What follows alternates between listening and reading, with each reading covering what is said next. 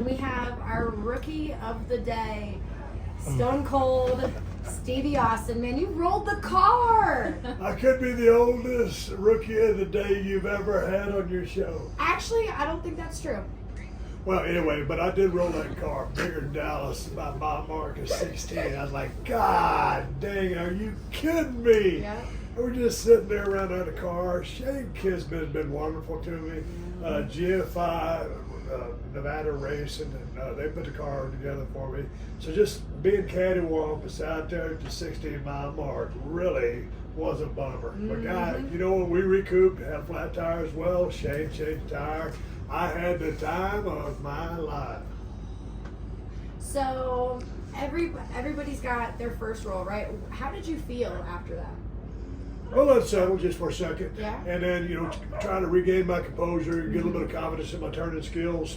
Those deep berms or those deep ruts, kind of one of my weaknesses. And so sometimes I come in a little bit wrong angle, couldn't pick the better line. Obviously, that's what threw me over. And yeah, so it took me about a half a lap. Yeah. No, maybe 10 miles, and I was back in it. Yeah. So I've rolled cars before. We talked about this a little bit. I've rolled, and it is hard as a driver to get back in the car and get back to race pace because you really have to try and save as much time as you can when something like that happens. And you guys ended up finishing pretty well. How do you think you came back mentally? Like, what was that transition like for you after kind of having all of your adrenaline settle and then getting back in? Well, you know, Zach Kisman is an outstanding driver and racer. He's unbelievable. I got a chance to ride with him. You know, when Zach goes out, he expects to win. I just wanted to finish. So I had put some pressure on myself. I expected to finish. Yeah. As far as my placement, you know, I didn't care about that. So I knew I had to get back in the groove. This was a competitive thing. I am a competitive person. Yeah. First race. So just back at it. But man, it's a head scratcher. It makes you think about things. And then it's also a thing where I've been recreation riding for a long time. But recreation rides all wax than this. So I probably don't know. I got to give it up to Class 1 Motorsports in Fountain, Nevada for putting this car together in rapid fire fashion. And so I didn't really get a chance to learn the car. They built the car quickly. I normally drive stock Kawasaki stuff. So I couldn't push the car to its limits. And my limits are pretty shallow right now. Entering my first competitive race. So yeah, it takes a lot to try to overcome and, you know, get back in the vein of, hey man, shake it off, forget about it, short memory, you know, and attack that course. Yeah. Oh yeah. Well, I have so much respect for that.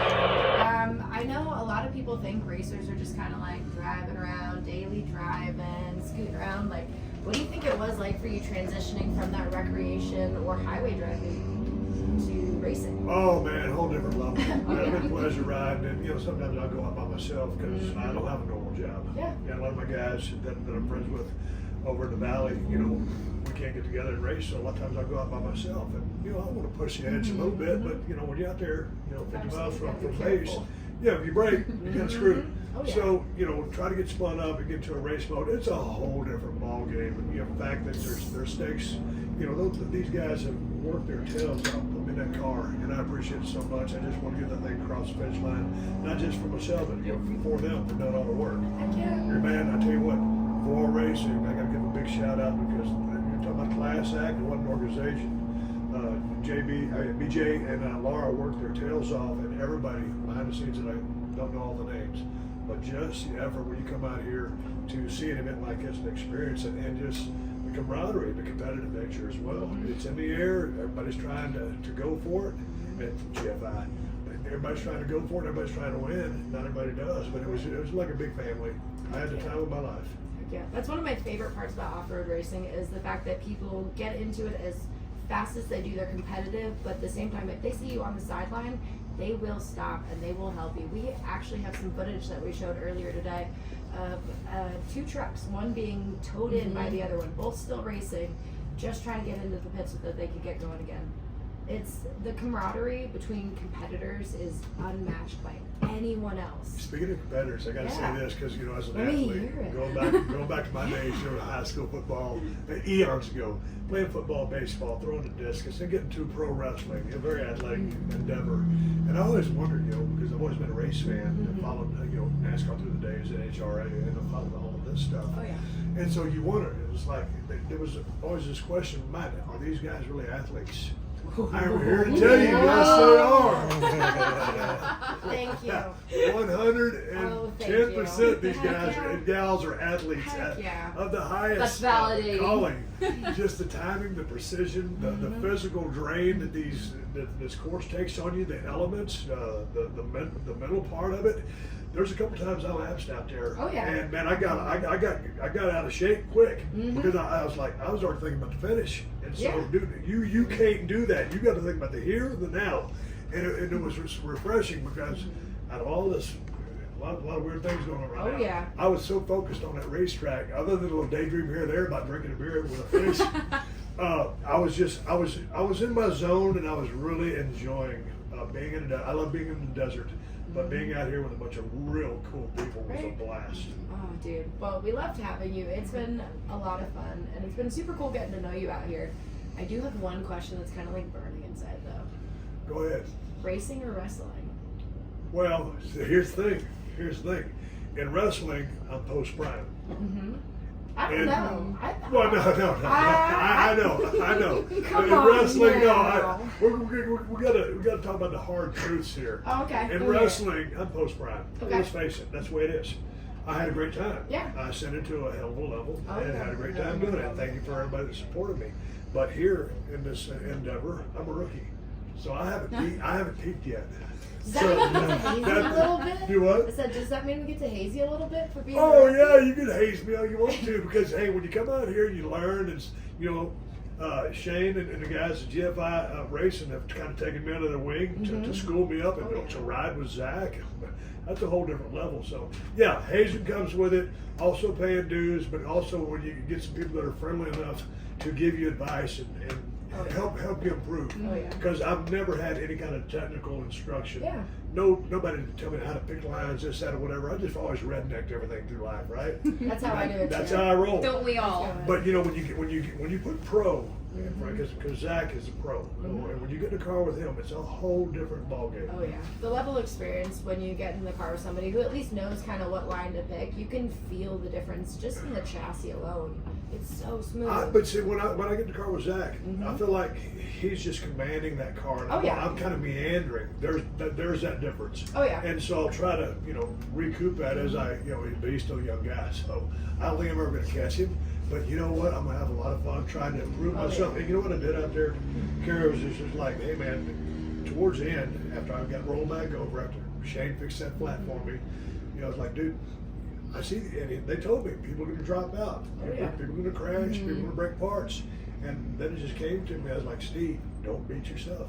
Don't beat yourself. Exactly. You're just focused on this track. You're already doing better than 9/10 of the people that come out. 15 people DNF'd. We had and that was right off the bat before anybody really had gotten into their third and fourth laps. It is a race of attrition, and being able to calm yourself down and keep it cool, calm, and collected the entire way through. It was funny. I love you've been there. I don't know who else has been in the car and turned over. But as I was laying over on the driver's side, my mistake, Shane's like, "Okay, I'm gonna come over top of you and crawl out and assess the situation." And then he came down and kind of crunched me a little bit, and then I had buckled out. My helmet wouldn't get through the cage. My big ass head. So finally, I got out, and he looked at the car and wasn't too damaged. He goes, "We're going to finish this race." Heck yeah! And I was like, "God dang!" And I'm glad you said that. We did finish the race. I'm so glad you did. Seriously, I was talking about it earlier. It is so hard as a driver to get back on that horse. Seriously, like after a hard crash like that, especially your first one. Because have you really rolled a vehicle at speed before? Other than Never. like planned stunts? No, never. Because so that was I did at a corporate function. I'll leave it there. So I have experience, but it was disconcerting. The biggest thing was it happened so fast. It was like it was done and over, and we were cool. The fact just the strength of the car, the safety factor that of all the rules and regulations out here, and so I commend VORRA for that. And Kawasaki was a great machine. So I was cool, Shane was cool, and we kept on. Heck yeah. Well, I'm super glad to hear that. Thinking about it, did you know you were racing out there against somebody who was only driving with one hand on the steering wheel? No, I didn't. So there's a paralyzed guy out there right now, Mark, I believe. He used to work with our medics as a doctor down in California. He's out there racing on hand controls. I did not know that. And, but you know, and that just speaks to the spirit and just the mental and the love for being out there in the desert and doing stuff like that. So man, I take my hat off to the guy and wish him all the best. I mean, you know, going out there and getting it. I'm bringing that up because we've got a couple hand-controlled vehicles out here. I'd like to see if you want to see what one of those are kind of like. It would be very interesting. Yeah. Because I've been in some a situation where I came out okay on the other side, but I might not have if things would have went wrong. Yeah. But yeah, I have a lot of respect for that guy. Okay. And he's out here. He loves the desert. He's chasing his dream. He's still doing it. For whatever he went through, he's persevering and chasing his love. Oh yeah. You know what? I just got finished. I don't want to plug my show here, but I just got finished filming a show where I'm doing different things. It's kind of a wake up call for me to be able to go out there and chase and do the different things that I never got a chance to do in my life. I've ridden recreationally, like I said, since '98 when I bought my first side by side. But to come out here and it's like, okay, Steve, you've been working your ass off. Okay, now go out there and do something that you really like to do, and this is it. And he's done as well, and I like that. Heck yeah. Well, I haven't gotten to see any of the official results, but I think all of those years of experience that you've put in may come to fruition for you. So we've got the awards tomorrow. Are you gonna make it out there just in case you? Oh, absolutely. No, I'm not expecting to win anything. I put pressure on myself to expect to finish, and I did. So I'll be out there just to support everybody. It was a blast out there sharing the track, sharing the desert with a bunch of enthusiasts and like-minded people. So I'll be out there to show respect to the people that placed. Hey, I'm glad that I ran the race. I finished the race. I had a great team with the GFI guys and Class 1 Motorsports. So I'll be there because I want to show respect to the guys who went there, and I'll share the track with them. Heck yeah. Well, we super appreciate that. And if you want to leave us with one piece of advice for a rookie racer, somebody who's looking to get into this, what do you think? Golly, you know, and it's not because I'm wearing the shirt. Go for it. GFI Nevada. That's what the GFI stands for. Go for it. And I didn't realize that until a couple hours ago. So, man, if you have a passion and you're on the edge of something, and I can tell you, I'm 58 years old. When I was pursuing my professional career in a certain, mode, that's what I was all in on that one goal. So if you've got a goal, and it's never too late. But if you have a goal, or if you want to live and enjoy life, if there's something you wanted to try, and you're kind of on the edge of, hey man, you ain't gonna live forever. Go do it. Amen. Go do it. And enjoy life. And treasure your days and just go out there and do it. And if you are going to take it, listen to people that are better than you. Take advice. Get in the cars with people that know more than you do. I've done that with weightlifting, with people that were more knowledgeable, that could drop information on me. When I was climbing my ranks up in my wrestling career, I had people giving me advice. And then you got to be smart enough to sort out, you keep what works for you, and then, like Zach, the world-class driver. Oh, yeah. What works for Zach might not be up my alley. Yeah. So, but anyway, my advice to anybody out there in any endeavor, hey man, go for it. You ain't gonna be forever. So go out there and do it. And then on the other side of that, I say everything in moderation. Amen. Just don't be afraid to fail. I mean, that's how we. No, man, I thought when I rolled that card, I was like, God dang, this is it. And Shane goes, no, we're gonna finish the race. We're gonna back up. We call it for the support teams. A shout out to Weather. Oh yeah. Weatherman. Weatherman. Shout out to Weatherman. In the race world. world, Weatherman is people come over there when you are in harm's way, and they fix you up. And luckily, I didn't need the ambulance. And thankful to those people for being out here. But I don't know. I think our medics were secretly, secretly hoping that they'd get out there to save your life. That way they could have that forever. I'm glad I foiled their day. They love you. You foiled them, man. You won. You won. Hey, the but there's day. always gonna be the next time. Heck yeah. And there's a schedule coming up, so I'm going to get a couple more races. And I just want to keep finishing. Oh yeah. If I keep finishing, I'm going to start climbing up. We got a truck coming in right behind us. Look at this guy. Oh, it's Jake! It's Jake. Ooh, the back end looks like it works. Way to go. They have been having some issues finishing, so we're super glad that they got that finish under their belt today. We're cheering them on. Man, Yes, yeah, it is. It's rough out there. It's rough out there. It's tough. It is tough, Well, man. Racing's hard. Racing's rough. Racing's dirty. Racing's racing. especially, let me get a little wrestling lingo for you. Okay. It's like rookie level. Mhm. You know, in our business, we call that the J-Bro level, jabroni. Oh, yeah. You're not there yet. You're not yet.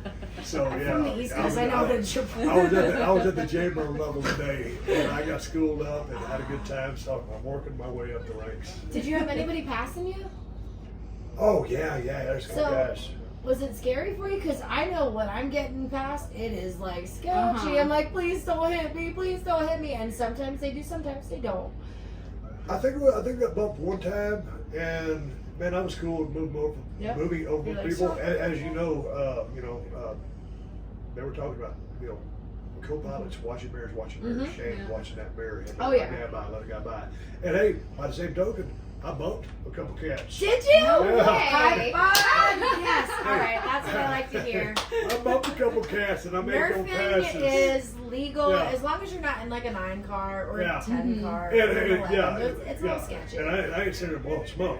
I got a chance to go around a couple people. It was a thrill of a lifetime. Well, and a couple people that I passed at one time. no. That was right when I put it in that ditch. No. Oh, So They passed me back. we talk about this a lot in racing is knowing when to be on the gas and when to be off of Yeah. the gas, right? The good racers know how to be on the gas. The best racers know how to be off of it. Right. So when people are up on your butt and they're trying to pass you, they're honking their horn, they're being all aggressive.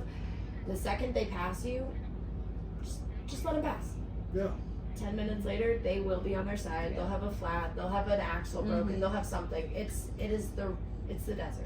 Yeah. It will take its time back. Yeah. You can't steal it. But it's a strategy because but they're going for it. Oh yeah. And they're tried and true, and they got some Oh, yeah. experience. So yeah, they're pushing that limit, and sometimes that limit, it bites you back, and sometimes you have mechanical. But hey, man, that's the spirit of racing. Oh, yeah. Try to I was go just gonna faster. say, what's the It's back in- purpose? yeah. Yeah. So If like we're not pushing each other, why are we doing it? yeah, I mean, so there's on that fourth lap, just because I wanted to finish, I was being a little bit conservative, but there was one guy in front of me, I wanted to reel him in because there's that competitive part of it.